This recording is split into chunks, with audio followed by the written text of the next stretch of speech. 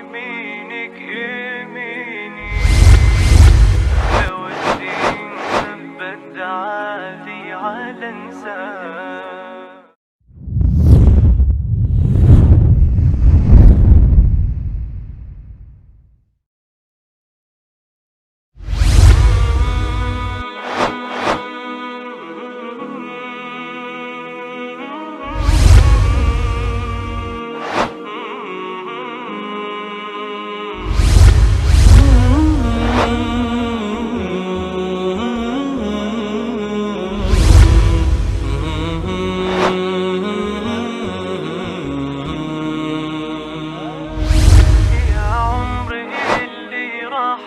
أحلام أوهام إنها ضمت يمينك يميني لو الدين ثبت عادي على انسان.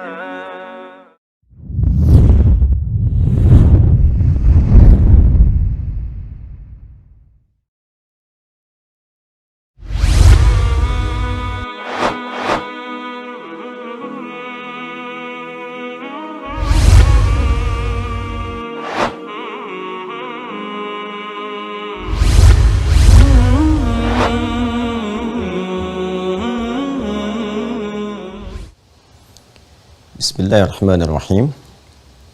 Assalamualaikum warahmatullahi wabarakatuh. Alhamdulillahi wa kafa. Assalatu wassalamu ala rasulillahil mustafa wa ala alihi wa sahbihi wa man wafa wa ba'd. Fa ya ahbaballahi wa ahbab rasulihi sallallahu alaihi wasallam, usi nafsi wa iyyakum bitaqwallahi faqad fazal muttaqun fala tamutunna illa wa antum muslimun.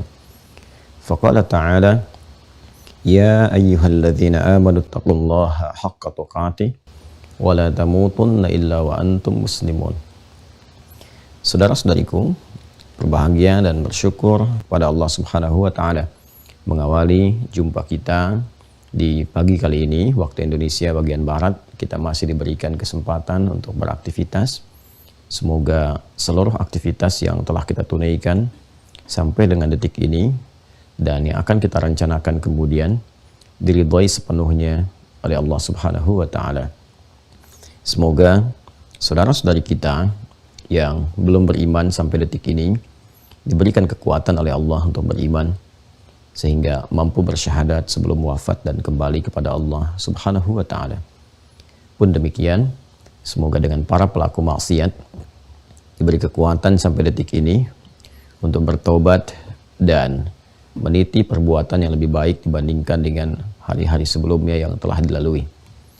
Teman-teman dimanapun Anda berada, hari ini kita akan mencoba melanjutkan apa yang telah kita ulas di pertemuan yang lalu, masih dalam rangkaian fikih Ramadan untuk menyiapkan Ramadan kita yang berkualitas dalam bentangan tahun ini. Bila pun Allah berkehendak menghadirkannya di hadapan kita, semoga kita sudah memiliki persiapan yang baik, yang mantap, yang kuat untuk menyambut segala perintah dan amal saleh yang dimungkinkan untuk dilaksanakan di bulan mulia yang dimaksudkan. Di pertemuan yang lalu kita telah membahas bagian kedua dari kurikulum Ramadan Nabi sallallahu alaihi wasallam. Kita sudah masuki pertemuan lalu pada bab infak. Jadi kita coba urutkan dari potensi amalan yang bisa dikerjakan secara fisikal tanpa banyak melibatkan harta atau bahkan tidak sama sekali. Yang pertama kita sudah selesaikan bagaimana interaksi Rasulullah SAW dengan Al-Quran. Kemudian yang kedua, kemarin telah kita ulas bagaimana Rasulullah SAW memberikan petunjuk kepada kita untuk beramal melalui amalan harta, materi, baik boleh jadi berupa uang atau juga bisa berupa materi-materi positif lain seperti makanan, pakaian, dan sejenisnya yang sekiranya bisa kita maksimalkan untuk diamalkan. Karena itu sebelum kita masuk pada uraian bagian ketiga di pertemuan kali ini, akan lebih baik bila kemudian saya mengingatkan untuk menyiapkan dan merangkum apa yang telah kemarin disampaikan dalam rencana-rencana positif. Jadi bukan hanya rangkuman materi untuk dihafalkan, Tapi bagaimana terapan itu bisa dipraktekkan saat Ramadan tiba. Jadi kita persiapkan dari sekarang. Dipilih apakah saat Ramadan nanti masih akan misalnya konsentrasi di bacaan, atau kemudian ingin ke kajian, atau ingin ke hafalan. Bisa juga dibagi. 10 hari pertama misalnya, saya ingin target saya khatam 30 juz. Berarti sehari 3 juz kan, dibagi waktu yang baik siang dan malamnya. Kemudian 10 hari kedua saya ingin misalnya ke pengkajian, ya ambil Al-Fatihah sajakah atau juz amma sajakah, atau seperti pernah saya sampaikan secara tematik surat-surat atau ayat-ayat yang memang diperlukan untuk menjadi landasan berkegiatan yang selama ini umumnya dikerjakan dalam aktivitas pekerjaan harian. Kemudian 10 hari ketiga i'tikaf bisa konsentrasinya ya full konsentrasi untuk menghafal. Misal ya. Kemudian untuk amalan harta juga demikian. Apakah direncanakan untuk bisa berbagi makanan misalnya, atau ada pakaian yang sekarang sudah mulai disortir untuk disiapkan, gitu kan? Masya Allah, sekiranya ada yang baik-baik tuh ya. Ya, ada orang-orang yang berharap mungkin di hari raya atau saat malam tarawih bahkan, wah itu yang dahsyat, orang mengejar untuk ngasih hari raya. Tapi kalau kita siapkan untuk dipakai Ramadan, boleh jadi peluang pahalanya lebih besar lagi. Ya, nyiapin saya modal misalnya 30.000 pengen beli sarung yang dipakai tarawih. Masya Allah, begitu tarawihnya malamnya atau dia bangun malam bertepatan dengan malam Al-Qadar, itu cuma modal 50.000. Ya, dipakai malam Al-Qadar misalnya, Masya Allah, dapat pahala lebih dari 1000 bulan kita ikut di dalamnya itu. Kan hadisnya sahih itu ya.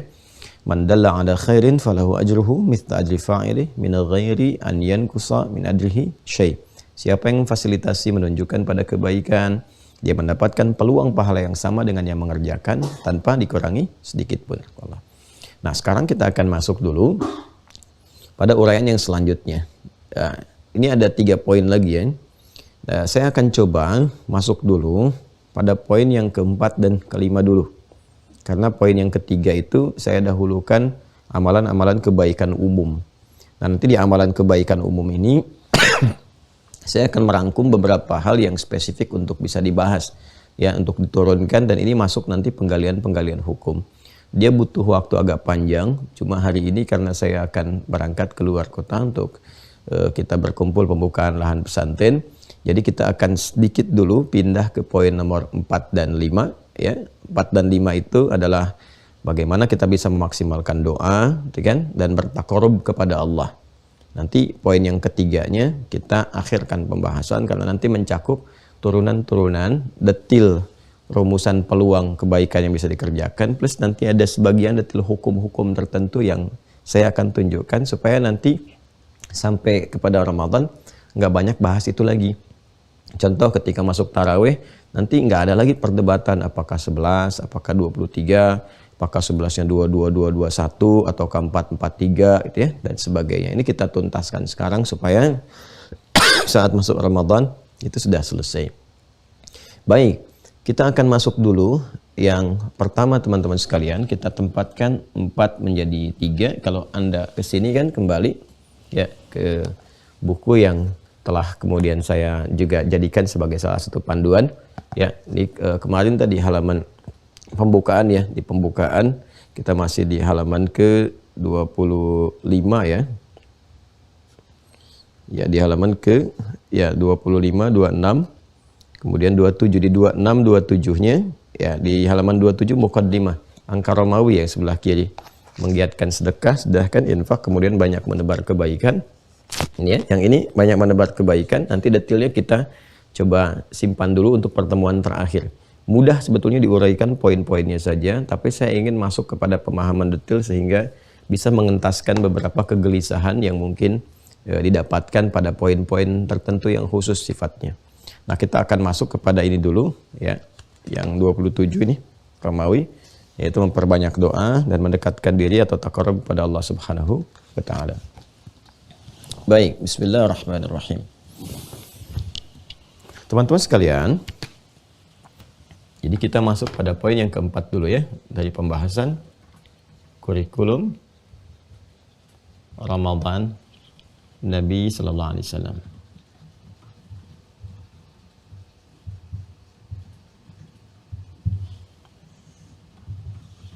Ya. Memperbanyak doa. Memperbanyak doa. Izin sebelum melanjutkan, bila didapati di pertengahan saya masih batuk, alhamdulillah saya izin ya. Itu jeda berarti untuk perpindahan ke penjelasan-penjelasan berikutnya. Nah, contohnya itu. Alhamdulillah. Baik, yuk kita teruskan memperbanyak doa. Kita turunkan dulu dalilnya, teman-teman. Quran surah kedua Al-Baqarah ayat 186. Ingat bahwa ayat-ayat yang terkait dengan Ramadan itu satu paket, satu rangkaian. Dari kewajiban sampai mulai kepada detail pelaksanaan, toleransinya seperti apa, ya. Bahkan kemudian sampai menjelang akhir untuk bertakbir, untuk menyiapkan syukur, sampai detail sedikit persoalan di malam hari, gitu kan? Sampai ke puncaknya lagi ditutup dengan meningkatkan takwa kembali. Jadi antara ayat 183 la'allakum tattaqun dengan ayat 187 juga di akhirnya itu terjadi sinergitas, ya, dibuka dengan takwa, diakhiri juga dengan takwa. Jadi menyatu di dalamnya satu paket. Nah, ini dari ayat 183 sampai 187. Paketnya ini ya. Jelas ya teman-teman sekalian. Nah, ini sekarang poin nomor 4 itu isyaratnya ditemukan di ayat 186. Baik, Allah berfirman, a'udzubillahi minasyaitonirrajim. Di sebelah kiri ya, paling bawah di mushaf standar. Wa idza sa'alaka 'ibadi anni fa inni qarib. Ujibu da'watad da'i idza da'an falyastajibu li wal yu'minu bi la'allahum yarshudun.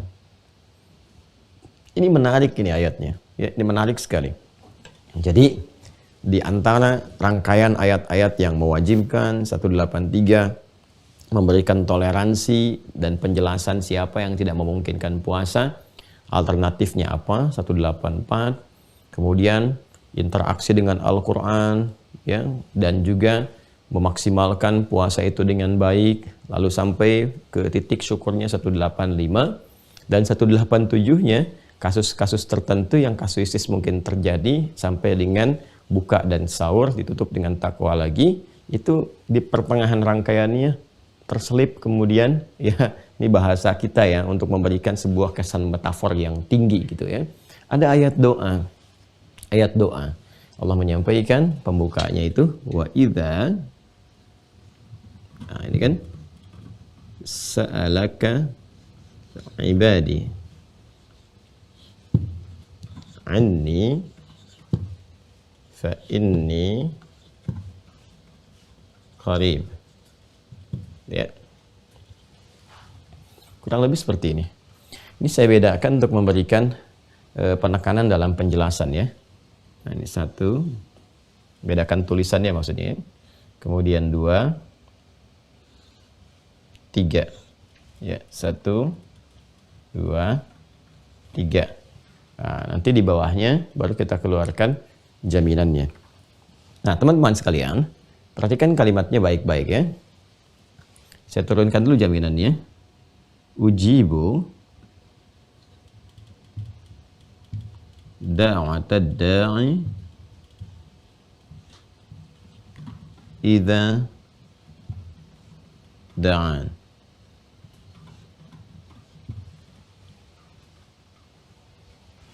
Nah, sampai sini dulu. Atau saya teruskan dulu ya. Falyastajibu li. Lebih enaknya kita garis dulu sampai sini dah. Nah, fa-nya saya garisin lagi sampai sini. Ya. Nanti akhirnya saya sempurnakan belakangan saja. Sempurnakan belakang. Nah, maksud saya kita bisa bagi dulu dua bagian utama, 1, 2, ini bagian terakhirnya gitu. Ya. Tapi saya kemudian tetap munculkan fa-nya untuk bisa memberikan penunjuk kekuatan respon. Ini 1, 2.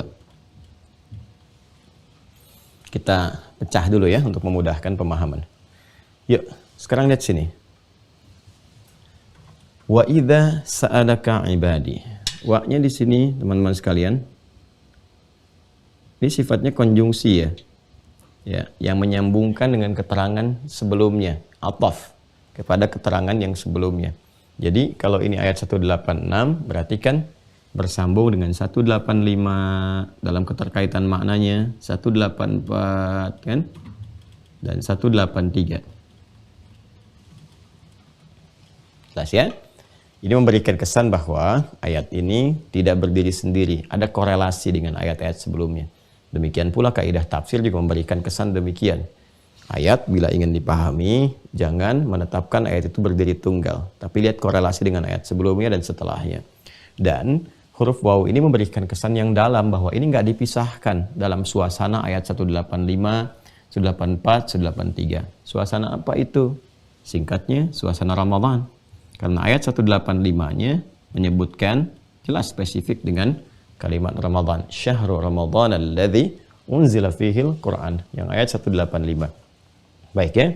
Jadi, pemaknaan tentang ayat ini, kalau mau ditarik kepada sifat yang umum, nanti boleh. Terkait dengan permohonan-permohonan atau doa dalam kondisi umum ataupun keadaan ingin mendekat kepada Allah. Tapi kalau kita ingin tarik korelasinya lebih dekat dengan konteks ini, ya, yaitu keterkaitan dengan Ramadan, itu menjadi lebih spesial. Menjadi lebih spesial karena mengembalikan keadaannya tersambung dengan konteks ya yang ada sebelumnya, yaitu suasana Ramadan. Artinya, ketika ayat ini hadir di dalam rangkaian ibadah Ramadan, ayat-ayat Ramadan memberikan kesan bahwa ini informasi yang dikandung ayat ini begitu istimewa, begitu spesial, dan boleh jadi menjadi peluang terbesar untuk diamalkan saat Ramadan, dan saking pentingnya amalan ini dihadirkan dalam bentuk ayat informatif kepada kita, supaya kita tidak kehilangan momen untuk mengamalkannya. Yuk kita lihat. Wa idza sa'alaka ibadi. Cara menerjemahkannya, jika ada kata kerja, teman-teman sekalian, ini kata kerja nih. Verb. Ya. Fi'il dalam bahasa Arab. Kemudian, biasanya setelah verb, kata kerja itu, umumnya, itu terletak fa'il. Ya, fa'il, subjek, kemudian maf'ul, objek. Ada juga yang kadang-kadang komposisinya verb, kata kerja, kemudian maf'ul, objeknya dulu, kan? Setelah itu diakhirkan fa'ilnya. diakhirkan subjeknya untuk tujuan tertentu. Contohnya ini. Ya. Ini kan asalnya sa'ala gini. Sa'ala ini kata kerja dasarnya. Maaf ya, saya gali lebih dalam ya supaya kita bisa mendapatkan pencerahan dan pendalaman makna yang lebih luas ya. Karena kan kita terkurikulum. Kalau ngaji umum mungkin cukup sekedar bacakan terjemah selesai. Ini sa'ala asalnya. Ya. Kemudian di sini ada kata ganti orang kedua sini. Ka ya. Ini ka. Ka itu asalnya dari anta. Ya, asalnya dari apa? Anta. Cuma ketika dia bersambung, muttasil, menjadi bersambung, ya kan? Bersambung dengan kata kerja. Nah, dan dia menjadi objek gitu kan? Maka dia berubah dari anta jadi ka. Ya kan? Misal, saya ingin mengatakan kepada Anda, terima kasih atas segala perhatian Anda, ya, mendoakan saya, ya, dan sebagainya, memberi perhatian. Semoga Allah memberikan pahala kepada Anda, kan? Sebagaimana perbuatan baik yang telah Anda kerjakan. Maka semoga Allah memberikan pahala kepada Anda, jazaka, kan? Jazaka. Nah, kalau perempuan jazaki. Lalu Allah jazakillahu ya khaira. Jelas ya? Jazakillahu khaira untuk laki-laki, jazakallahu khaira. Laki-laki pakai ka, kalau perempuan pakai ki. Jelas ya? Nah, itu kalau kita ingin merubah anta menjadi bentuknya objek, dan menyatu dengan kata kerja. Jadikan ka begini. Kalau harakatnya fathah, itu berarti laki-laki. Jelas ya? Nah, kemudian kalau ada formulasi begini, kata kerja, setelahnya ada kata ganti, ya kan? Orang kedua, langsung saja ka seperti ini. Nah, ini pasti objek ini. Ini ya, pasti objek. Subjeknya ini. Nah ini, setelahnya. Subjeknya yang setelahnya. Jelas ya?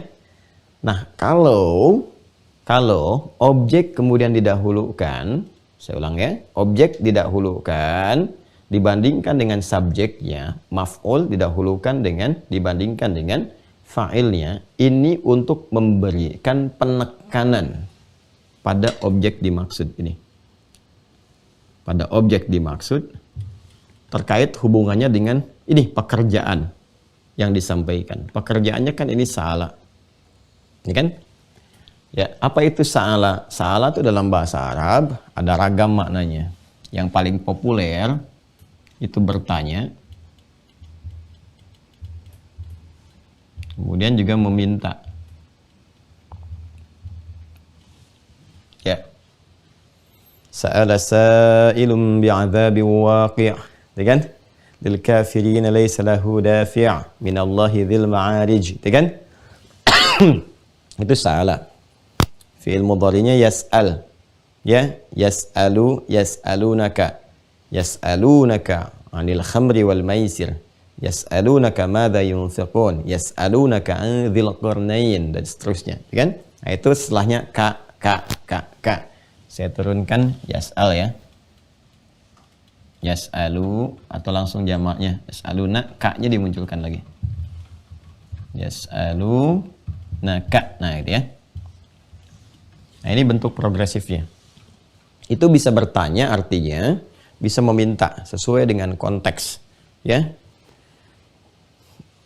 Ja'a sa'ilun ilal Husaini, ya, fahuwa yas'al an hajatihi, ya. Datang seorang peminta kepada Pak Husain. Beliau meminta akan kebutuhan pokoknya, minta, ya, minta makan misalnya. Itu bisa menggunakan kata sa'ala. Ya, untuk memberikan penekanan kepada apa yang dimintakan.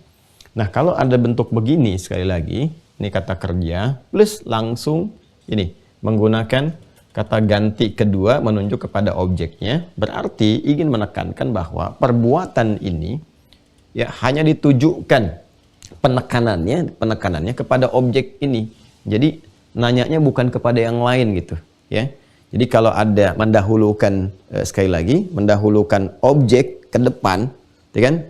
Baik itu setelah kata kerja pada umumnya, ataupun misalnya ada bentuk juga kata benda yang disatukan dalam bentuk pengkhususan. Kalau kata benda nanti pengkhususan, kalau kata kerja penekanan, ya kan? Akan informasi itu hanya ditujukan penekanannya kepada objek itu. Ya, misal kalau kita ingin tunjukkan pengkhususan, bacaan Al-Fatihah yang kita baca tiap hari, ya, iyyaka na'budu wa iyyaka nasta'in. Itu ka-nya bahkan didahulukan dibandingkan dengan kata kerjanya. Ya, asalnya kan na'budu iyyaka, dipakai iya itu untuk penekanan betul kepada ka-nya. Lalu bahkan didahulukan ke depan lil ikhtisas, kalau dalam ilmu balaghah itu. Lil ikhtisas, untuk mengkhususkan betul bahwa enggak ada yang lain yang disembah kecuali hanya Engkau saja, ya Allah. Ini makanya dikatakannya iyyaka, hanya kepada Engkau saja, bukan yang lain. Nah, itu pengkhususan. Jadi kalau sudah mendeklar diri dengan kata iyyaka na'budu, itu secara konsekuensi nggak boleh sama sekali. Ya, bukan hanya mengekspresikan, berpikir aja harus segera dicegah. Jangan sampai terjadi berpikir ada Tuhan lain selain Allah, menyembah sesembahan selain Allah. Jangan sampai terfikir untuk berbuat demikian. Karena kalimat deklarasinya sudah menggunakan kata iyyaka, kemudian kata kerjanya iyyaka na'budu. Jadi pindah langsung ke bentuk pengkhususan. Ya, berbeda dengan perkataan begini, na'budu iyyaka.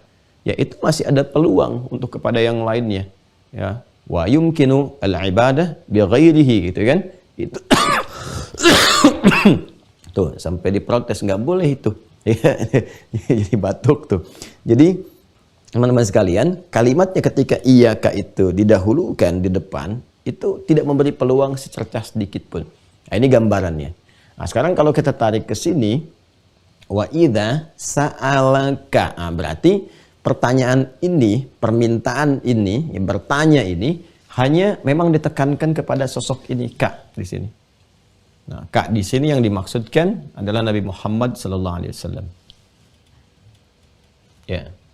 Jadi kalau ada dalam Al-Qur'an teman-teman sekalian, yas'alunaka, ya kan? Yas'alunaka, sa'alaka dan sebagainya, Kak-nya ini ya umumnya menunjuk pada Rasulullah sallallahu alaihi wasallam. Nanti dibaca konteksnya dan pada umumnya kalau dialognya terjadi, ayatnya turun, ya langsung menunjuk kepada objek yang diperintahkan, itu berarti Nabi Muhammad sallallahu alaihi wasallam. Nah, apalagi yang penting? Jadi pertama, satu, bahwa ada satu pekerjaan besar di sini. Ya, ada satu, teman-teman sekalian, aktivitas di sini yang diungkapkan dengan kata kerja, yang kata kerja ini sangat penting untuk kita lihat dan ditekankan kemudian kepada Rasulullah SAW untuk ditanyakan. Ya, artinya ada sesuatu yang penting yang ditanyakan kepada Nabi SAW, dan kenapa objek ini saya kotaki menjadi penting untuk disimak apa jawaban Nabi yang dibimbing oleh wahyu. Nah, jadi kalau nanti ada peristiwa sama persis seperti ini, teman-teman sekalian, kan? Maka ikuti bimbingan yang disampaikan oleh wahyu dari Rasulullah SAW. Itu kedalamannya, kurang lebih seperti itu. Ya, jadi kalau ada kejadian-kejadian yang mirip, kejadian serupa, nanti saat Ramadan tiba, ataupun mungkin di luar Ramadan kita memerlukannya, segera lihat apa petunjuk yang Allah berikan pada sosok Kak di sini nih. Itu Nabi Muhammad SAW. Jadi begitu Anda kerjakan, Masya Allah, maka potensi percepatan untuk direspon oleh Allah Subhanahu wa Ta'ala begitu tinggi. Karena apa? Karena segala perangkat kita untuk mengerjakan itu memang bersumber dari keterangan Allah kepada Rasulullah SAW. Baik ya. Nah ini, apa yang menjadi penting di sini? Ini, bertanya dan juga ini ada unsur memintanya.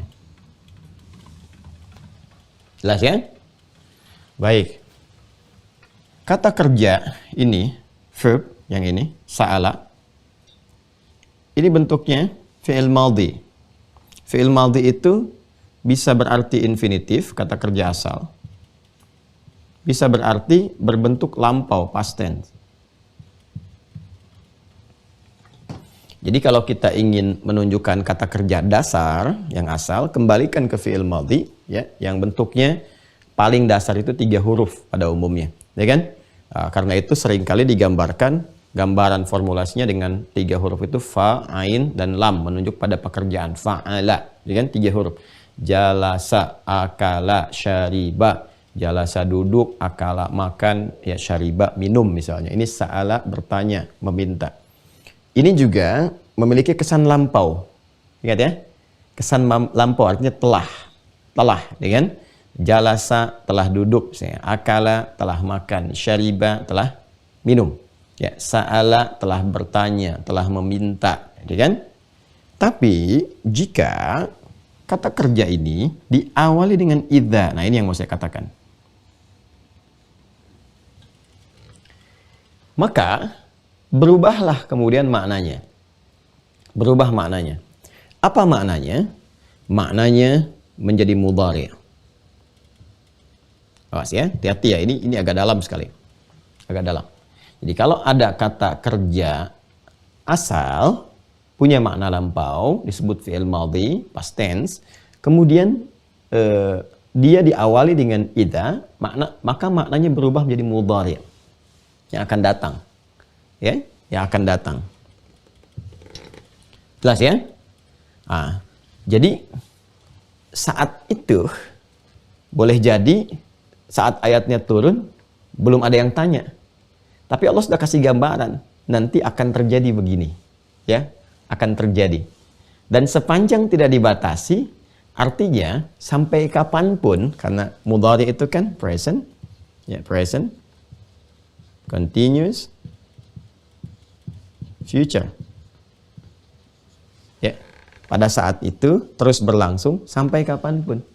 Sepanjang tidak ada batas dalam keterangannya, artinya peristiwa ini akan terus berlanjut sampai kapanpun. Ya, sampai kehidupan berakhir. Ya, jadi ketika kata sa'ala diawali dengan kata idza, Allah ingin memberi kesan bahwa Muhammad sallallahu alaihi wasallam akan terjadi nanti peristiwa ini, dan ini akan terus berlanjut sampai kapanpun. Mungkin ketika engkau tiada pun dan risalahmu tetap abadi sampai kehidupan berakhir, ini masih akan terus dibutuhkan dan akan ada yang terjadi terus sampai ke depan. Jelas ya? Baik, pelan-pelan. Tapi kalau ada batas, ya dibatasi antara idza dengan kata kerjanya, berarti terbatas pada peristiwa itu saja. Misal, ya di surat An-Nasr, idza jaa nasrullahi wal fath. Ya, jika nanti telah tiba pertolongan Allah berupa Fathu Mekah itu. Oke, penaklukan kota Mekah dengan penuh kedamaian, ya, saking damainya banyak orang berbondong-bondong masuk Islam. Wa ra'aitan nasa yadkhuluna fi dinillahi afwaja. Ya kan? Nah, itu apakah saat ayatnya turun terjadi Fathu Mekah pada saat itu? Ya, tidak, belum. Begitu ayatnya turun, memberikan kabar gembira. Wow, semua semangat, semua senang. Dan tidak lama setelah itu terjadi. Ya, jadi terjadinya setelah ayat itu turun memberikan kabar. Nah, ini menunjukkan bagaimana mukjizat Al-Quran, ya, yang secara pasti memberikan nubuat kepada Rasulullah, memberikan petunjuk wahyu akan kejadian-kejadian yang belum terjadi. Terjadi di masa depan. Allah sampaikan untuk memberikan penguatan kepada jiwa orang-orang beriman, insan beriman, bahwa ini loh diantara bukti kebenaran Islam. Okay? Nah, ini pun ada mukjizat yang menyentuh sisi psikologis, bahwa ini loh yang bisa terjadi pada manusia, dan ini akan terjadi terus sampai yang akan datang, sampai kehidupan berakhir. Yeah. Apa itu? Teruskan. Wa idza sa'alaka ibadi, ibad. Pelan-pelan ya, satu-satu dulu ya. Nanti kalau sudah perkata, kita terangkan, sudah enak, baru saya keseluruhan saya terangkan supaya terasa keindahan maknanya. Okay. Ibadi. Ibad itu jamak dari kata abdun. Kan? Tulis nanti niyaknya. Menunjuk kepada Allah Subhanahu wa taala. Ya, kepada kepemilikan. Perhatikan baik-baik teman-teman sekalian. Ibad jamak dari kata abdun. Abdun itu asalnya yang dimiliki. Ya, yang dimiliki. Berarti ada pemiliknya. Jadi kan? Karena itu diterjemahkan dengan hamba. Kenapa disebut hamba? Karena ada tuannya. Awas, hati-hati ya. Disebut hamba karena ada apa? Ada tuannya. Karena itu ketika Allah Subhanahu wa taala menyebut kita semua, saya, Anda, kita, dengan bentuk ibad, jamak dari kata abdun, untuk memberikan kesan bahwa, kita tuh bukan siapa-siapa. Kita tuh punya Allah. Ya, kita disadarkan bahwa kita ini punya Allah sebetulnya. Ya, masa yang dipunyai, ya kan, mau berbuat membangkang, bermaksiat, menyalahi kepada yang punyanya. Ya kan? Coba Anda punya sesuatu dan laisa kamitslihi syai', enggak ada yang serupa dengan Allah Subhanahu wa taala.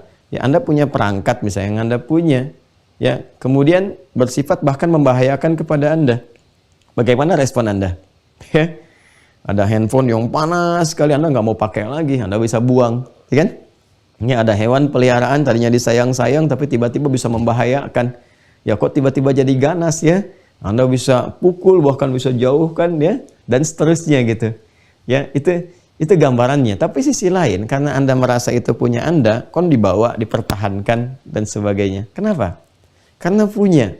Ya, dan yang dimiliki, dipunyai itu kan dalam genggaman Anda. Artinya terserah Anda mau diapakan juga. Mau dilempar, mau dibuang, mau dimasukin saku dan sebagainya. Kenapa? Karena Anda yang punya. Dan umumnya yang dipunyai, yang dimiliki bendanya itu kan nggak bisa menolak, nggak bisa melakukan apapun, ya. Kalau handphone dipasangin sarung handphonenya, casingnya dibagusin, handphonenya senang, gitu kan? Tapi tetap yang mengkreasikan itu, yang menetapkan, yang punya siapa? Yang memilikinya. Jadi sebetulnya daya, kekuatan dan sebagainya, gitu kan? Yang dilekatkan kepada itu semua, itu kan benda mati, itu baru benda mati, ya. Tetap yang memiliki, yang mengkreasikan, yang punya otoritas. Sekarang kalau dia hidup misalnya kan, kayak hewan dan sebagainya, Tuh, hewan bisa pergi dengan instingnya, gerak sana sini, gerak sana sini. Nah, kasih makan datang lagi dan seterusnya. Ya, tapi kemudian pada akhirnya kan yang memiliki, yang punya otoritas untuk menetapkan kepada apa yang dia miliki itu. Nah, semua di alam ini punya Allah. Kita bagian kecil dari itu. Dan Allah sebut dengan kalimat apa? Kamu punya saya, kata Allah itu. Ya, ini kepunyaan yang melekat pada sesuatu, yang punya sifat konsekuensi dari punya itu mesti menghamba, mempertuankan kepada yang memiliki. Karena itu yang merawat ya kepada kita, memberikan perhatian dan kita tuankan itu, yaitu disebut dengan Rabb namanya. Rabb, ya Rabb yang dipertuankan, yang merawat, memberikan perhatian, memberikan tanda kehebatan dan sebagainya. Lalu puncak nama tertingginya Allah Subhanahu wa Ta'ala. Jadi ketika disebut dengan ibad, ya, ini Masya Allah. Ini panggilan tertinggi untuk kita. Panggilan tertinggi. Ya, kenapa? Karena diakui punya Allah. Alhamdulillah. Ya, diaku Bapak, kalau diaku misalnya ibu diaku sama orang tuanya enak kan? Ini anak saya. Alhamdulillah. Ya kan? Apalagi orang tua yang baik, yang luar biasa dan sebagainya. Ada seorang guru misalnya kan sosok yang hebat, baik, mulia dan seterusnya, terus tiba-tiba Anda diaku. Ya, ini murid saya. Senang kan? Masya Allah gitu ya. Apalagi diaku ini keluarga saya. Wah, itu luar biasa. Ini Allah yang maha segalanya, walaisa kamitslihi syai'. Mengaku kepada kita, ya? Ibadi, ini hamba saya. Ya, makanya ketika Allah memberikan pengakuan kepada kita sebagai hambanya, dicurahkan semua bentuk sayangnya. Rahman dan Rahimnya, salah berpeluang dimaafkan, dosa berpeluang diampuni, butuh diberikan apa yang dibutuhkan, dan turunan-turunan lainnya, sakit disembuhkan. Masya Allah, ini kurang apa lagi gitu. Ya, makanya kita langsung mengatakan kepada Allah, ya Allah, kami semua ini milik-Mu. Ya kan? Dan kami pun akan berpulang kepadamu yang memiliki kami. Maka kalimatnya apa? Inna lillahi wa inna ilaihi raji'un. Ya. Nah, itu kalimat keberpasrahan kita kepada Allah. Itu ada di Quran surah kedua, Al-Baqarah ayat 156. Alladzina idza asabathum musibah qalu inna lillahi wa inna ilaihi raji'un. Nah, di antara kebutuhan-kebutuhan hamba yang dimiliki ini, ya, kalau hamba kan selalu punya harapan kepada tuannya kan? Kan selalu begitu. Minta. Jadi ada kewajiban berupa penghambaan, ya, penyembahan kita. Makanya kita kan diminta untuk menghamba kepada Allah, untuk membuktikan bahwa kita itu milik Allah. Ya, sekarang gini, kalimat logikanya bertanya begini. Anda nih punya siapa? Baik, Anda jawab, saya punya Allah. Baik kan? Kamu dicipta oleh siapa? Oleh Allah. Milik siapa kamu? Milik Allah. Berpulang kepada siapa? Allah. Apa buktinya kalau kamu itu adalah hamba Allah? Apa buktinya kalau Anda itu adalah milik Allah? Ya kan? Kan harus dibuktikan kan? Nah, pembuktian kita yang menegaskan bahwa kita adalah hamba Allah, berarti kita harus menghamba kepada Allah. Baik kan? Pembuktian kita adalah milik Allah, berarti harus mengikuti kepada pemilik. Karena di mana-mana yang dimiliki itu mengikuti selera pemilik, bukan bikin aturan sendiri. Jelas ya? Nah, karena itulah ketika kita disebut hamba, maka kita bertanya bagaimana cara menghambanya ya Allah? Nah, maka kata Allah, u'budni. Ya, fa'budni. Budni. Ya kan? Itu ada di Quran surah ke-20 Taha ayat yang ke-14 yang pernah kita bahas dulu. Ya kan? Innani anallahu la ilaha illa ana fa'budni. Fa'bud ini fi'il amr, kata perintah. Menghambalah kepadaku, kata Allah. Sembah aku. Karena itulah kemudian kita minta penjelasan seperti apa caranya. Wa aqimis shalah, tunaikan salat. Ya, lidzikri, sebagai pengingat bahwa kamu itu hambaku. Jadi ketika ada panggilan salat, kita diingatkan kamu itu hamba. Ini pembuktiannya. Ya, makanya pembuktian sejati antara hamba Allah dengan bukan terlihat nanti dalam sholat, dalam ibadahnya. Menghamba tidak, ya? Karena itu saat kita sholat, kita mendeklarasikan kami hamba yang hanya kemudian bersandar ya kepadamu ya Allah. Maka kita katakan iyyaka Pakai ka. Na'budu itu. Nah, bentuknya menjadi mudhari. Sampai kapanpun ya Allah, mau sekarang, terus, sampai nanti pun kita berikrar kami akan tetap menghamba kepadamu. Untuk menunjukkan kami hamba-Mu, Engkau Tuhan kami, Engkau Rabb kami. Nah, itu komitmen harian kita yang kita lakukan sebanyak 17 kali itu, teman-teman sekalian. Nah, orang-orang yang melakukan itu, ya, itu tercipta, kemudian juga diberikan jalan oleh Allah dan sebagainya. Bentuk tunggalnya disebut dengan abdun, jamaknya disebut ibad. Jelas. Dan langsung Allah akui, ya, wa idza sa'alaka ibadi. Baik. Nah, walaupun nanti pada kenyataannya, pada prakteknya ini bisa beda-beda. Ada beda-beda.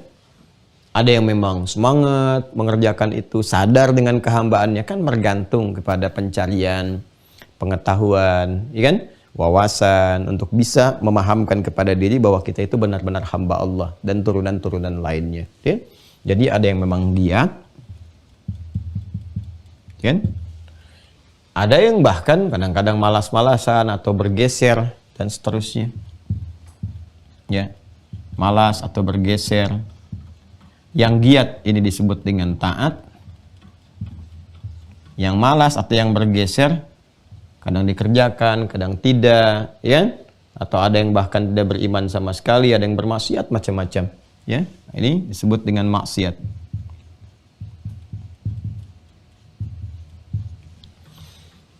Ini menariknya, tetap tidak Allah bedakan dalam panggilan untuk memberikan kesan bahwa inilah dahsyatnya Allah Subhanahu wa taala.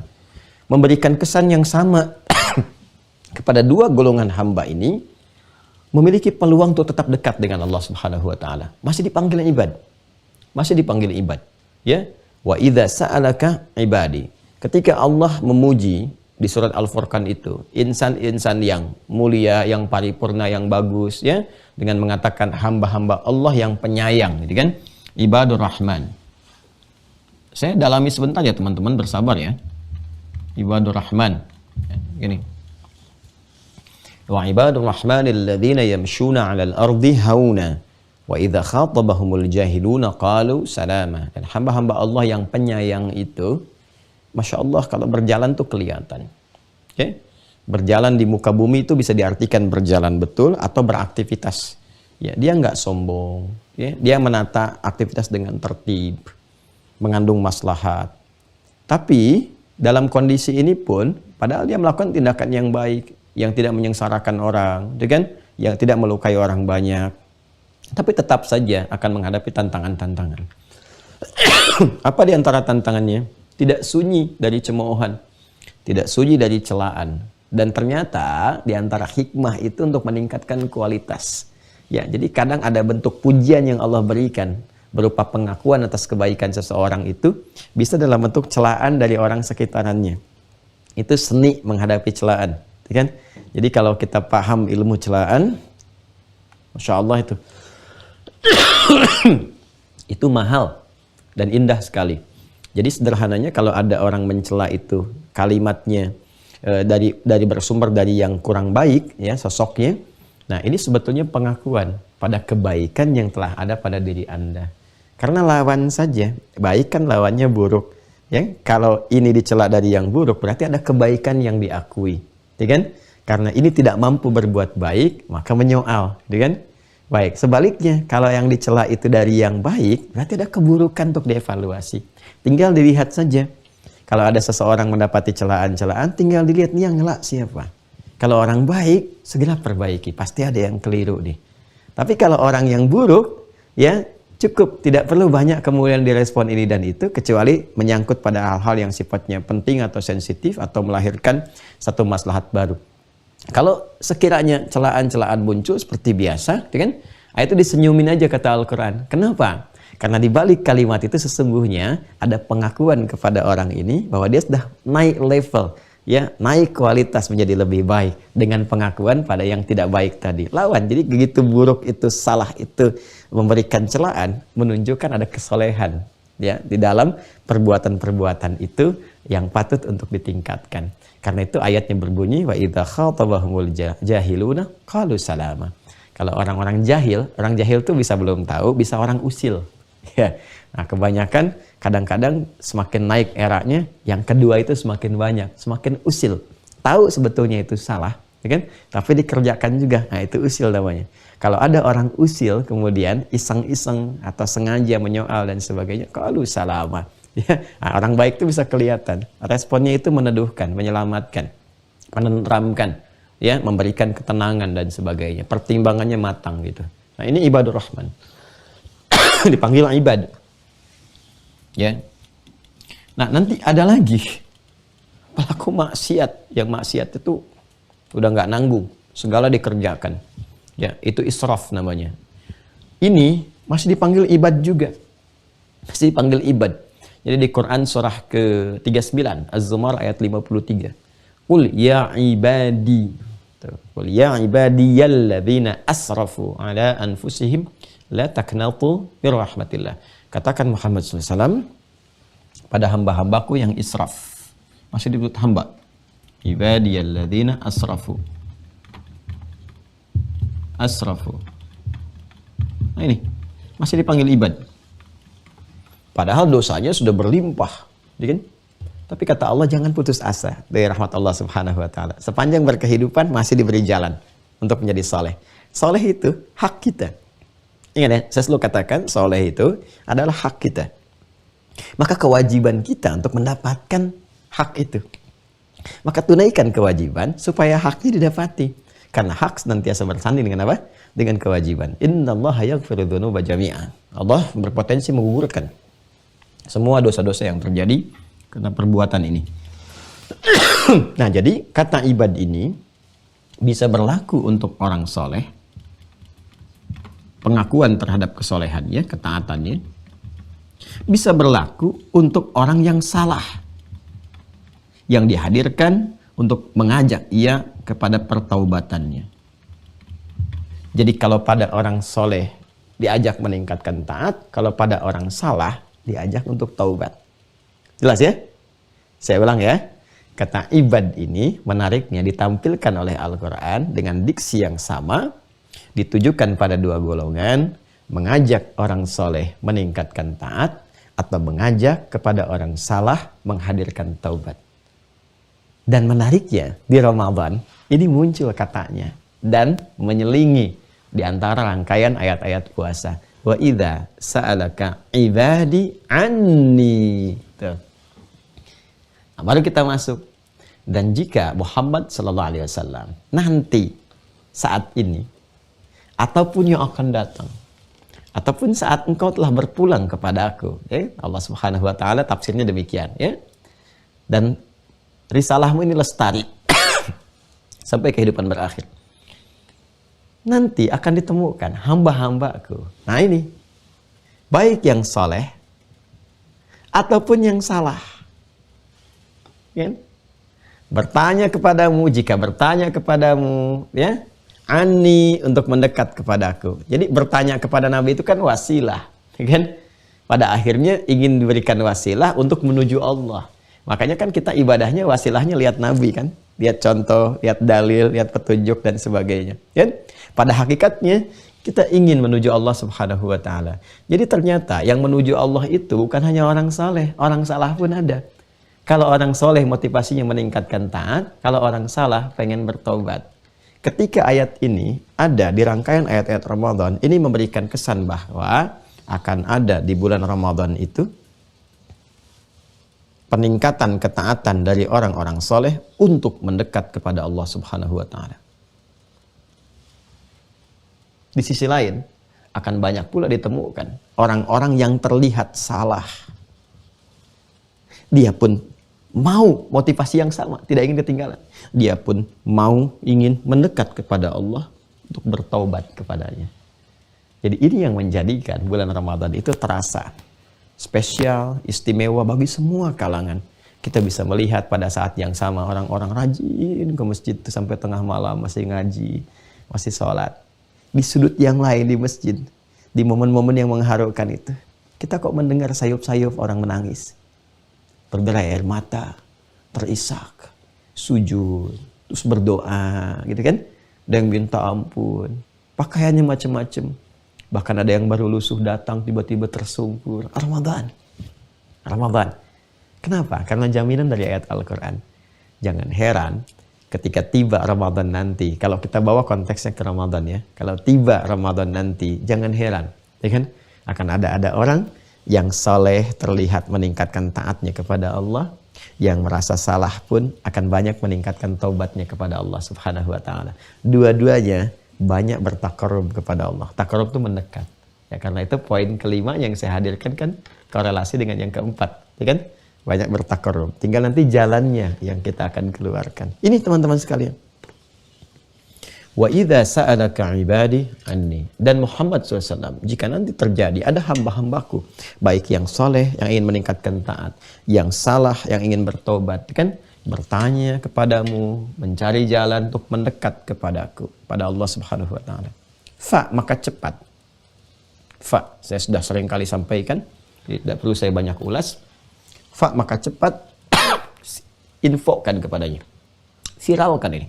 Sampaikan pada mereka. Inni qarib. Ya, tegaskan bahwa aku begitu dekat.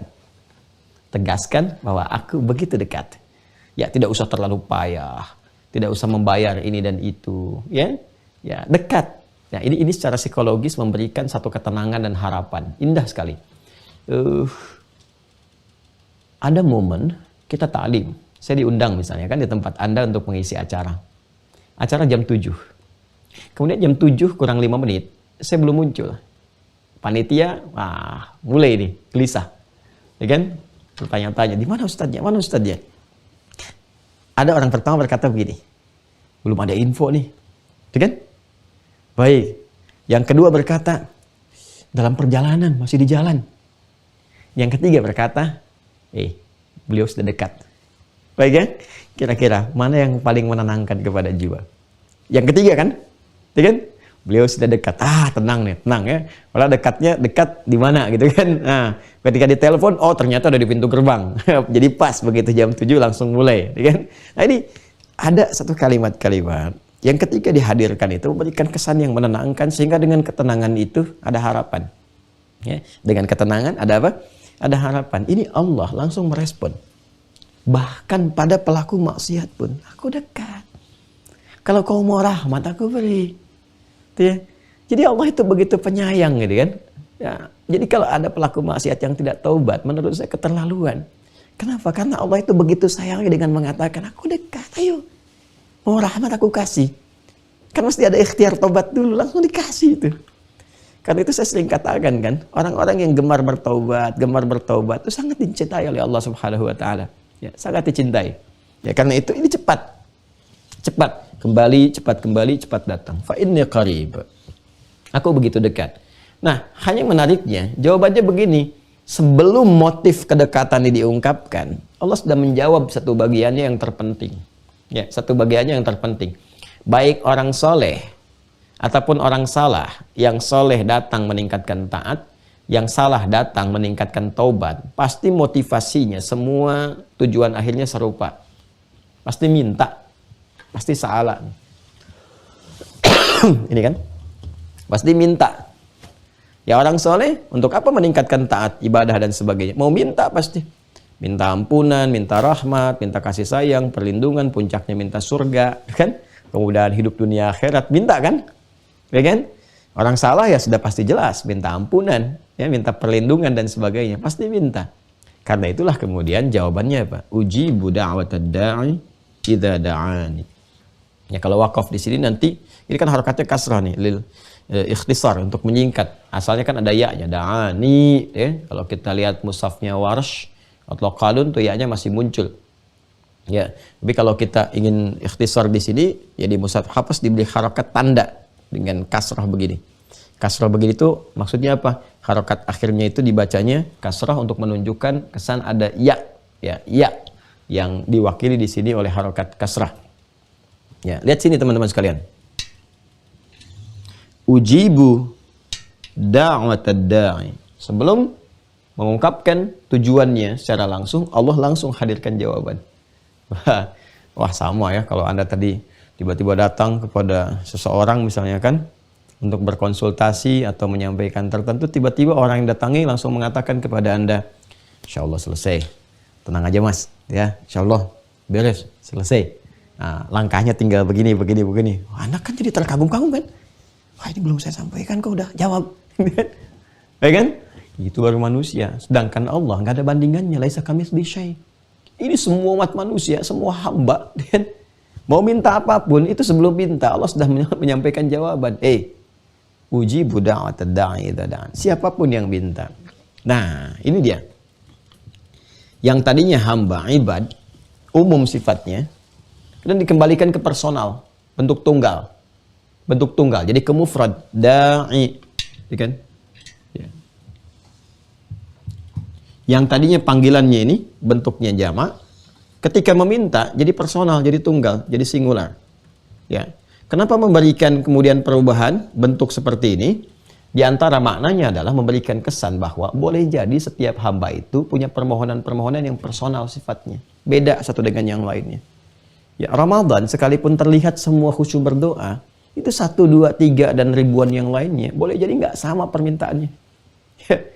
Ada yang nangis ya motivasi pengen berubah benar, ada yang pengen surga, ada yang pengen nikah, ada yang pengen dapat hafalan Quran, ada yang pengen lulus ujian, macam-macam lah. Ya, dan seterusnya. Ini gambarannya personal sifatnya. Dan semua itu kata Allah, berapapun ragam yang ada secara personal kalian meminta, motif berbeda-beda itu, ya kan? Aku jawab. Nah, ini sifat doa. Sebetulnya doa itu sifatnya kalau dimintakan, dimohonkan, pasti dijawab. Saya ulang ya. Kalau dimintakan, dimohonkan, pasti dijawab. Baik sekarang, nanti, ataupun saat kembali kepada Allah. Karena sifat jawaban itu, catat ya. Jawaban dari Allah pada doa yang dimohonkan, itu akan memenuhi kebutuhan, bukan mengabulkan keinginan. Allah hanya mengabulkan apa yang dibutuhkan, bukan memberikan apa yang diinginkan. Jadi kalau keinginan itu tidak sejalan dengan kebutuhan kita, nanti saat butuh baru diberikan. Tapi kalau dipandang selama di dunia ini kita nggak butuh, ya nggak butuh itu maksudnya begini, boleh jadi ketika dipaksakan jadi madarat. Ya, Anda mintanya mungkin motor kepada Allah. Kok belum perlu motor? Bahaya nih. Kamu taunya sekarang, ke depan tuh akan ada kejadian gini yang biasa kamu lakukan. Kalau kamu gunakan motor, kamu bisa celaka. Ya, mungkin dikasih sepeda, atau mungkin dikasih yang lebih baik daripada itu. Tiba-tiba dikasihnya mobil, bisa terjadi. Ya, yang paling maslahat. Karena Allah memberikan yang paling maslahat untuk kita. Ini gambarannya. Dan kalimatnya menggunakan mudhari, ujib, sampai kapanpun.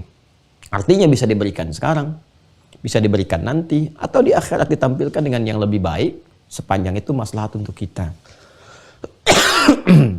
Ini gambarannya. Jadi sifat doa itu kalau dimintakan selalu dikabulkan. Kalau tidak dikabulkan berarti ada persoalan di dalamnya. Ada persoalan. Nah, saya ingin batasi sebentar sampai sini teman-teman sekalian. Ingin memberikan kesan bahwa ini ketika masuk dalam rangkaian Ramadan, ayat-ayat Ramadan memberikan kesan bahwa saat Ramadan akan banyak orang doa.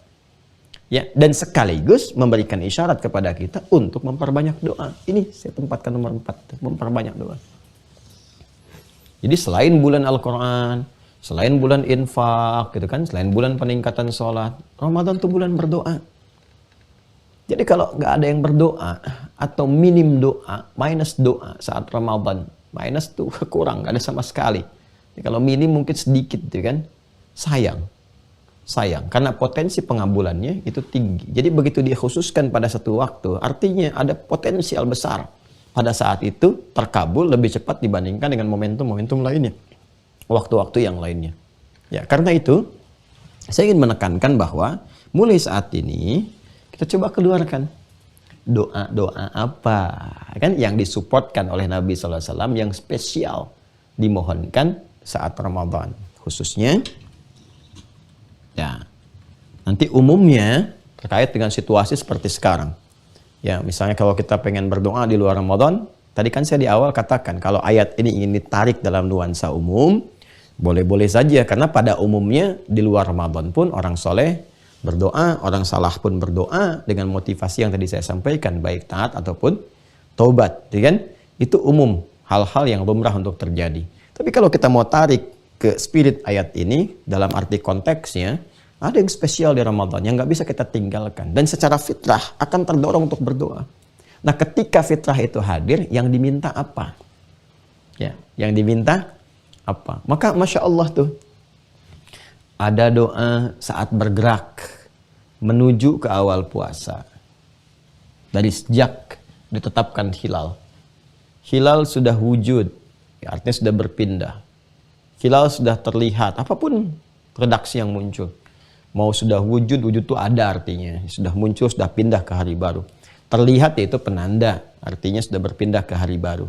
Ya, sejak ditetapkan awal Ramadan itu, isbat itu penetapan. Awal Ramadan sudah diketahui.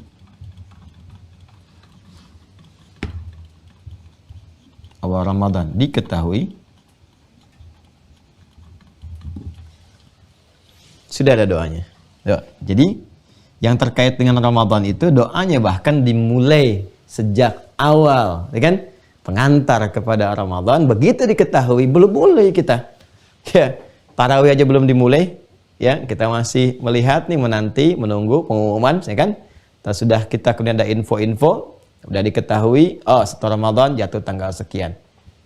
Udah tahu kita nih, udah mendekat, udah mau tiba ke waktunya, diumumkan, wah doanya udah dimulai pada saat itu. Tuh, saking spesialnya. Doanya pun udah muncul di awal. Muncul di awal. Nah, ini nanti dibimbing oleh Nabi, kemudian dicatatkan oleh Imam At-Tirmidzi dalam kitabnya Sunan At-Tirmidzi, nomor hadis 3451. 3451. Lihat di buku halaman 24 ya. Kalau saya nggak keliru 24 mukaddimah, ya. Mukaddimah kedua itu X begini. Nah. Kalau nggak salah sebelah kiri paling atas tuh, ya. Sebelah kiri agak ke atas. Betul nggak ya? Bismillah, coba lihat. Kalau Al-Quran lebih gampang. Oh, alhamdulillah masih betul. Ini ya. Ini betul nih. Ya. Lihat ya di buku ya teman-teman sekalian. Nah, maksud saya nanti kalau yang sudah ada tinggal dibuka, tinggal hafalkan nanti ya. Bisa sambil dibacakan tuh maknanya dalam banget. Allahumma ahillahu bil yumni wal iman wassalamati wal islam rabbi wa rabbukallah. Ya Allah, mohon hadirkan kepada kami ya Allah Ramadan saat ini, awal Ramadan ya, awal Ramadan saat ini dengan penuh ketenangan, kekuatan iman, kekuatan Islam, keselamatan fisik sampai akhir, ya kan? Sungguh Engkau Tuhanku ya Allah yang merawatku, memberikan perhatian kepadaku, menyehatkanku. Semoga sehat, semoga baik, semoga maksimal awal sampai akhir. Nah, itu doa konsistensi tuh dari awal. Jadi kalau dari awal sudah diisi spirit doa yang imannya kuat sampai akhir tuh Masya Allah. Udah minta kepada Allah supaya terjaga. Nah itu menarik. Ya menarik sekali. Nanti saya detilkan di pertemuan selanjutnya. Ya apa faidah dari doa itu. Karena nanti ada terjadi satu persoalan-persoalan klasik selama Ramadan. Dan jangan sampai terjadi lagi kalau disebutkan sekarang. Makanya tahun ini jangan terjadi. Ya, coba lihat kurvanya saat Ramadan. Dari awal ke pertengahan sampai akhir beda kan? Ya kan? Jadi yang tadinya begini tuh naik ke atas tuh. Harusnya kan terus begini tuh. Tuh. Ya, harusnya kan begini terus. Nah, ini bisa melandai begini. Tuh. Ya, kalau melandai naik lagi bagus di ujungnya. Itikaf. Nah, ini melandai begini. Alih-alih itikafnya di motor, di mobil. Itu bukan itikaf tuh. Itikaf tuh di masjid. Tuh, ngejar mudik tuh. Tahu-tahu betulan mudik ke akhirat tuh di pertengahan. Kita kan nggak tahu kapan ajal tiba. Nggak salah, mau pulang nggak ada masalah. Mau mudik ke tempat tinggal nggak ada masalah. Cuma ada rumusnya. Bagaimana dalam mudik pun masih tetap meningkatkan ibadah. Sehingga kurvanya tetap stabil begini. Ya, jangan sampai memang mudik tapi bacaan Quran hilang, taraweh nggak dikerjain, ya dan sebagainya. Iya, begini kurvanya tuh. Tiba-tiba pas hari raya takbirnya paling kencang ke atas. Ya, padahal kurvanya turun di sini. Jadi cuma di suara tapi spiritnya nggak muncul. Ini jadi persoalan juga. Nah, jadi ini yang mau saya katakan. Nanti ada doa awal Ramadan ketahui. Dan ada doa yang mengiringi harian. Masya Allah, spesial harian. Harian itu dahsyatnya ada malamnya, ada malam, ada sahar menjelang fajarnya, dan ada saat berbuka, saat maghrib berbuka. Jangan salah itu. Wah, jadi setan kadang-kadang, wah, kekuatannya optimal tuh. Dengan segenap perangkat dan kekuatannya itu dia kumpulkan tuh semua pasukannya supaya kita abai itu dari doa saat buka itu. Padahal itu potensi tinggi. Wah, itu satu di antara 3 jaminan doa sulit ditolak itu. Hadisnya sahih lagi. Sahih betul itu. Sahihnya sahih banget ya. Dan itu Masya Allah, kalau nggak dimanfaatkan sayang. Makanya kan yang dimunculkan tuh bahkan sebelum datang buka, menunya mau apa gitu. Jadi menu dulu yang terbayang segala rupa sehingga lupa dengan potensi ini. Nah, apa rahasianya yang ada di sini? Nanti di pertemuan berikutnya kita bahas tuh turunannya. Jadi saya turunkan dulu tuh. Ya. Jadi ada yang mengiringi ibadah malam, ada doanya spesial. Nabi tunjukkan. Itu kalau dibacakan, potensi diampuni semua dosa-dosa tuh. Begitu dibacakan itu dengan cara yang benar. Ada doa-doa di waktu sahar, setelah sahur. Itu kan setelah sahur menjelang kepada fajar. Oh, itu tinggi juga. Ya, kemudian ya yang tadi, yang saat berbuka. Ini yang spesial-spesial. Selebihnya bebas. Mau minta apa. Nah, ini gambarannya teman-teman sekalian. Ya, jadi saya ingin katakan bahwa Ramadan itu bulan doa. Peluangnya banyak. Ya, dan itu bisa dimaksimalkan luar biasa. Cuma diatur juga. Kita masih tahu nih doa apa yang dibacakan Nabi ini. Apa yang disupportkan. Yang lainnya bebas kita minta sesuai kebutuhan. Tapi kalau ada yang diisyaratkan Nabi, artinya ada yang spesial. Yang bukan hanya Nabi ya, yang memerlukan itu. Dan kalau kita dilihat dari dasar keperluan, ya Nabi itu udah terjamin dengan surga, segala kemewahan akhirat dan sebagainya. Artinya kalau Nabi berikan petunjuk, yang butuh kita sebetulnya. Nabi kan wasilah. Ya, maka nanti kita akan kumpulkan itu semua untuk kita hadirkan, satu-satu kita pelajarin. Terus kita latihan dari sekarang untuk merasakan itu. Sehingga ketika Ramadan tiba, doanya bukan cuma di lisan keluar suara. Di lisan keluar, di akal kemudian menerjemahkan, di hati meresapi. Maka semua bagian tubuh akan terekspresikan, terkonsentrasi pada satu titik permintaan. Saat itulah pengabulan akan datang. Ya? Dan itu hanya bisa terjadi dengan latihan. Ini falyastajibuli. Ya? Falyastajibuli. Jibuli. Falyastajibuli. Ayo respon seruan Allah, latihan dari sekarang. Wal yu'minu bi, dengan iman. Jadi kalau mau latihan dari sekarang, memaksimalkan doa, respon seruan Allah. Nah, ini ada di sini wasilah-wasilahnya, perangkat-perangkatnya. Respon seruan Allah. Di mana ditemukan seruannya? Itu tiap hari 5 kali nyeru Allahu Akbar, Allahu Akbar. Dan berarti ada dalam sholat. Makanya dalam sholat ada doa. Sholat sendiri secara fikih disebut dengan doa. Ya, apalagi di setiap amal soleh. Setelah baca Quran, setelah berinfak. Setelah baca Quran jangan berhenti. Ya, setelah baca Quran, tuntaskan sadaqallahul azim, selesai gitu kan. Pengakuan akan kebenaran Al-Quran dan seterusnya. Doa. Minta Allahumma arhamna bil Quran, gitu kan? Terus mintakan. Allahumma ja'alil Qur'ana sahiban lana fid dunya, syafi'an lana fil akhirah. Ya Allah, jadikan Al-Quran teman kami di dunia yang meneduhkan, memberikan kekuatan, jadikan syafaat di akhirat, ya Arhamar Rahimin. Minta. Jadi walaupun baca cuma 1 halaman, 2 ayat, 3 ayat, 5 ayat, minta. Ya, karena doa yang dipanjatkan setelah amal soleh dilakukan, itu ada percepatan. Nah, tapi bergantung apa?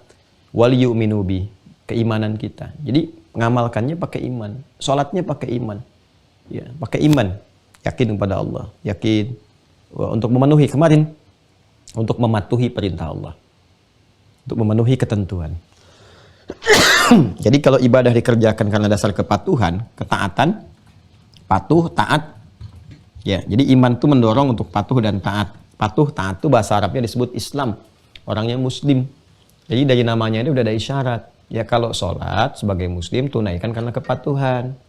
Karena ketaatan, karena iman. Kalau itu dikerjakan, nih, la'allahum yarsyudun.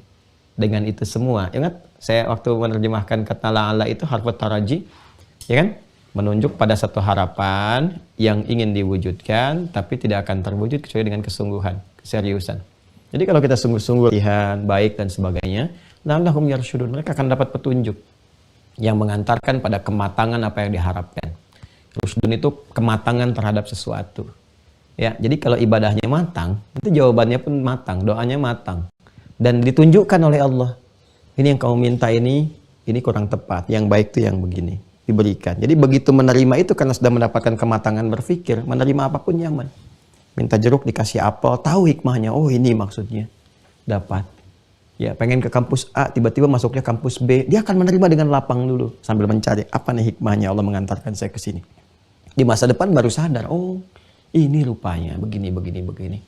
Ya, kadang-kadang manusia ya, namanya manusia, untung saya dulu nggak begini, untung. Padahal itu kan faedah dari doanya dulu, faedah dari sholatnya dulu, dan sebagainya. Nah, ini gambarannya teman-teman. Nah, ini saya ingin katakan bahwa Ramadan itu bulannya doa. Ramadan, momentum terbaik untuk memperbanyak doa, ya kan? Nah, latihannya dari sekarang, latihan tingkatkan sholatnya. Makanya nanti kita akan rinci apa saja amal-amal baik yang bisa kita optimalkan sekarang. Karena kan konsepsinya amal soleh yang harus ditingkatkan dari mulai sekarang. Latihannya harus sekarang. Karena kalau latihannya saat masuk Ramadan, nanti nggak akan maksimal. Nggak akan maksimal. Latihan tuh sekarang. Sehingga ketika masuk Ramadan, sudah siap jadi kebiasaan. Kalau latihannya pas Ramadan, taraweh dipakai latihan malam pertama, besok-besoknya nggak taraweh lagi. Silakan yang nggak percaya. Awal-awal penuh tuh. Ya, tapi motivasinya beda-beda. Ada yang memang betul untuk beribadah, ada yang maksimal, ada yang latihan, cuma datang. Besoknya ke masjid lagi. Ya kan? Nah, jadi gambarannya teman-teman sekalian, ini ya, kita latihan, kumpulkan, karena itu poin ketiga, banyak menebar kebaikan. Nah, itu kenapa saya akhirkan? Ya, salah satunya itu tadi pembahasannya, supaya ini diantarkan dulu, baru kemudian kita hadirkan pondasinya. Tapi kenapa ditempatkan nomor 3 Ustadz? Karena itu pondasi. Ya, pondasi. Cuman keterangan dari pondasi itu saya wujudkan dulu setelahnya, karena memang doa itu kan pelengkap sifatnya dan pengantar pada permintaan-permintaan berikutnya. Nah, jadi kita punya tugas PR di yang berikutnya ada 3 ya. PR pertama kita detilkan tentang doa ini dan maknanya. Jadi pertemuan berikutnya kita akan membahas tentang esensi doa Ramadan. Ya kan? Itu yang agak tinggi kalimatnya. Oh, kalau di YouTube kadang-kadang bacalah doa ini, maka Ramadan Anda akan begini. Udah macam-macam deh kasih judul orang tuh. Saya kadang-kadang suka ada tergelitiknya juga, kadang-kadang kesal juga gitu ya. Kalau ngelihat orang nyuplik video dikasih, ya kadang yang saya sangat tidak suka itu. Ini jujur saya katakan, saya sangat tidak suka kalau udah gambar kita dipasang sandingkan sama gambar orang, itu sangat saya tidak suka itu. Ya, udah ada yang nyandingkan sama perempuan, naudzubillah min dzalik gitu kan. Ada yang dikontrakan dengan orang tuh dosanya banyak tuh yang bikin gambar gitu. Karena saya aja nggak suka gitu. Sejak kapan kita berselisih? Ya, saya itu cuma punya musuh setan. Itu aja udah susah, itu luar biasa. Saya nggak pengen punya musuh yang lain lagi. Yang lain tuh kita lihat dengan mencoba melihat dengan rahmat gitu. Sepanjang bisa berkasih sayang, ya itu lebih diutamakan. Ya, kalau setan emang udah bakatnya begitu, dia kasih Allah aja nggak diterima, apalagi kasih kita gitu, yang repot kan. Jadi ini PR-nya 1 itu. Yang kedua, menurunkan ragam amal soleh yang bisa kita munculkan sebagai latihan nanti masuk ke Ramadan. Ya. Dan yang ketiga adalah pembahasan hukum-hukum turunan seputar amal-amal yang akan kita urai. Ya, semacam pembahasan seputar tarawih, gitu kan? Apakah 2, 3 atau 11 dan turunan-turunannya, dalilnya apa? Terus kisah sejarahnya bagaimana? Turunannya memahami ini bagaimana? Sehingga mengerti. Bukan untuk berdebat, tapi untuk mengerti, memahami. Sehingga ketika masuk Ramadan, kita bisa memilih dengan baik dan menghindarkan dari hal-hal yang kontraproduktif. Ingat ya, saya tidak pernah mengajarkan santri-santri saya untuk pandai berdebat, dalam tanda petik mendebat orang. Bukan berargumentasi pada hal-hal yang positif yang melahirkan kepastian-kepastian hukum. Ya, tapi kalau debatin orang apalagi dan sebagainya, saya tidak mengajarkan itu dan saya tidak mengakui kalau ada yang mengatakan muridnya Ustaz ini tidak. Ya, kita belajar itu untuk memperbaiki diri, meningkatkan kualitas diri, memberikan inspirasi dalam kebaikan. Jadi ini ya yang kita pelajari. Terima kasih atas perhatian di hari ini. Saya jam 7 akan berangkat. Jadi ya ini ada 1/4 jam kita bersiap dulu. Kemudian teman-teman sekalian mohon doanya hari ini tepat jam 10. Jadi kita ke lokasi itu ada spare sekitar 2 jam ya. Tiba kita akan kumpul semua untuk memulai ya dengan berdoa, dengan bermohon kepada Allah. Terus dilihat ada pergerakan yang awal yang akan dilakukan. Kita akan mulai sekarang kepada struktur ya, struktur untuk pesantren ini dari mulai pengondisian lahan, nanam struktur dan sebagainya. Ada mungkin berapa bulan ke depan. Nah ini ada peluang. Nanti saya dari lokasi tunjukkan supaya tahu apa yang dilakukan. Ini ada peluang wakaf terbaik sebetulnya di struktur ini karena struktur kan gak mungkin berubah gitu ya. Nah, jadi kalau teman-teman ada potensi peluang untuk berwakaf ya, berapapun yang bisa kita hadirkan, silahkan bersegera mumpung masih ada kesempatannya. Kalau sudah selesai saya tutup biasanya. Sudah selesai. Ya, saya pesantren ini saya nggak pengen minta donasi ya karena saya punya Allah minta. Ya, karena itu apa jalan-jalan yang Allah sampaikan kepada kita, kita tempuh. Nah, di antara jalan-jalan itu dan memberi peluang kan pada teman-teman. Ada wakaf nih, saya nggak ambil potensi hibah, sodakoh gini, nggak. Ini wakaf khusus spesial aja. Karena sampai akhirnya nggak akan berubah jadi apapun. Konsepsinya tetap pesantren ulama. Itu ya. Ini gambaran yang kita harapkan. Nah, jadi teman-teman kita mau mulai itu, saya akan berangkat insya Allah dalam waktu dekat. Nah, mohon doanya mudah-mudahan lancar semua prosesnya dan sebagainya. Dan bisa berjalan setelah struktur baru nanti bangunan satu-satu disiapkan. Masjid dan sebagainya nanti kita update lagi ya kepada teman-teman semua. Nanti mungkin juga kita supaya lebih ringan. Jadi di sini nggak ada wakaf tuh nggak ada kayak cukup nggak ada ya. Dan yang terlihat tuh keikhlasannya. Jadi nanti saya akan juga tunjukkan kalau sudah kelihatan nanti saya tunjukkan ke teman-teman. Kalau bisa teman-teman segini aja nih. Nah, jadi kami dulu saya sama mulai kami dulu nih segini nih. Kita udah ada sekian. Mulai kita kasih waktu nih 2 pekan misalnya untuk ini. Kalau nggak ada ya sudah kita lagi. Alhamdulillah minta lagi sama Allah. Allah kan maha kaya, gampang gitu. Jadi kalau teman-teman sudah, nanti saya kasih tahu teman-teman yang ini sudah ya, ini udah ada. Ya tapi kalau masjid sudah, masjid air itu sudah ada. Jadi nanti yang lain nanti saya kumpulkan. Nanti kita tinggal bagi ya sama teman-teman yang bergabung. Ini kan ringan tuh. Ya kalau misalnya 6 miliar kan tinggal 60.000 iurannya. Ya, iuran wakaf, bukan iuran wakaf. Dia bagi 100.000 kan gampang kan, teman-teman ikutan kan lebih ringan gitu. Ya mau di atas itu silahkan, sebagainya saya nggak mau menentukan apa-apa. Ini bukan donasi, ya, ini Anda sendiri mau nanam apa di situ. Dan itu bukan milik saya juga, bukan punya saya, bukan kepentingan pribadi, tapi memang kita hanya ingin beramal saja. Itu gambaran satu. Yang kedua, bagi yang bertanya tentang buku ini masih ada. Ya saya sarankan sih. Sistemnya tetap kita sistem kesempatan kan untuk minimal daftar dulu. Sebab nanti kalau ada offline atau apa, ada punya kesempatan juga ya, kesempatan karena saya mau fokuskan betul-betul terukur gitu. Jadi kalau mau belajar serius, ini ada kurikulum. Masuk di sini. Ya Ustadz bagaimana kalau saya nggak gabung, saya cuma pengen bukunya aja. Tetap saya bikin jalurnya, skemanya masuk ke UAH Corner. Dapatkan itu, daftar aja dulu. Ya satu saat dibutuhkan gitu. Satu saat Anda membutuhkan itu, nah, nanti Anda bisa dapat referensinya. Karena ini berkelanjutan. Bisa rekomendasi untuk mungkin siswa yang akan belajar ke luar negeri. Kita kasih rekomendasi. Kalau Anda ada MIRA, nanti ada keterangan. Kan ada, jangan salah sertifikat MIRA itu bisa dipakai nanti. Kalau selesai belajar. Ya, kapan selesainya? Sebentar, sholat aja masih berdiri, belum rukuk. Jadi kalau sudah tuntas, sudah selesai. Sudah ya, nanti lama-lama jam 7 gitu ya. Kita cukupkan dulu, kita akan berangkat, mohon doanya semoga lancar. Terima kasih untuk hari ini, alhamdulillah enak juga, sudah enak. Saya menikmati setiap proses seperti Anda juga menikmati setiap proses berkehidupan. Semoga dilancarkan, dimudahkan, disehatkan, dimaafkan kesalahan, diampuni dosa-dosa kita dan dihindarkan dari segala yang tidak bermanfaat dalam berkehidupan. Allahumma taqabbal minna innaka antas samiul alim wa tub alaina innaka antat tawwabur rahim. Allahumma ya sami'ad du'a ya qarib ya mujib ya arhamar rahimin. Allahumma barik lana fi hadha ash-shahr ya rabbal alamin fi rajab ya arhamar rahimin linuti'aka wa nuti'a rasulaka Muhammadan sallallahu alaihi wasallam. Allahumma barik lana ya Allah wa barik lana ya Allah, barik lana fi sya'ban wa balighna ila sya'ban ya arhamar rahimin kama qatarta ilaina ajalana ya rabbal alamin. وبلغنا رمضان يا الله وارزقنا نعمة الطاعة في رمضان ونعمة التوبة في رمضان ونعمة الدعاء في رمضان أجب دعاءنا يا الله يا سميع الدعاء ربنا آتنا في الدنيا حسنة وفي الآخرة حسنة وقنا عذاب النار آت أنفسنا تقواها وزكيها أنت خير من زكاها أنت وليها ومولاها وصلى الله على سيدنا محمد وعلى آله وصحبه أجمعين سبحانك اللهم وبحمدك نشهد أن لا إله إلا أنت نستغفرك ونتوب إليك وآخر دعوانا أن الحمد لله رب العالمين. Assalamualaikum warahmatullahi wabarakatuh.